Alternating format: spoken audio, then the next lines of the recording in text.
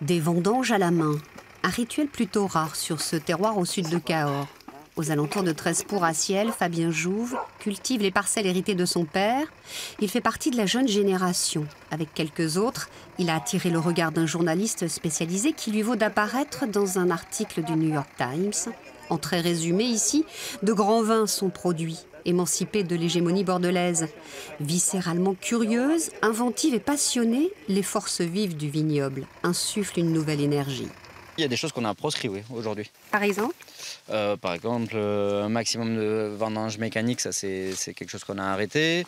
L'utilisation de produits œnologiques en grande masse, ça c'est complètement arrêté, à part un peu de sulfite pour quand même protéger les vins de temps en temps, à des doses faibles.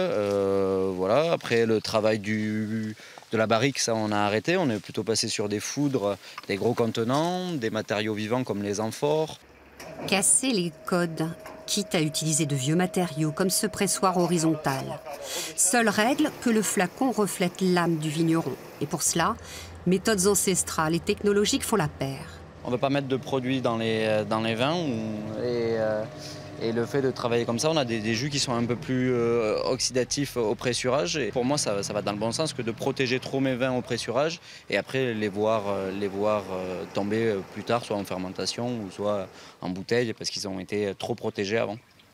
Indissociable de l'appellation d'origine contrôlée Cahors, le cépage Malbec.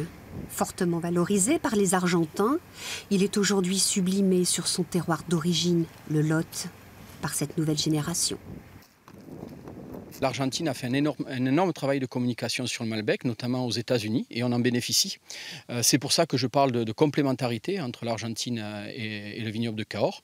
Alors, ils ne vont pas acheter le vignoble de Cahors, loin de là, mais ils s'intéressent au vignoble. Il y aura des partenariats techniques de plus en plus qui feront monter la qualité, je pense, à la fois du vignoble de Cahors et du vignoble argentin. Oui. Nous, on se positionne dans notre niche, nous sommes les plus grands Malbecs de terroir du monde. Passer d'un vin de garde à la réputation charpentée, à des millésimes aussi élégants que rafraîchissants, demande une grande humilité.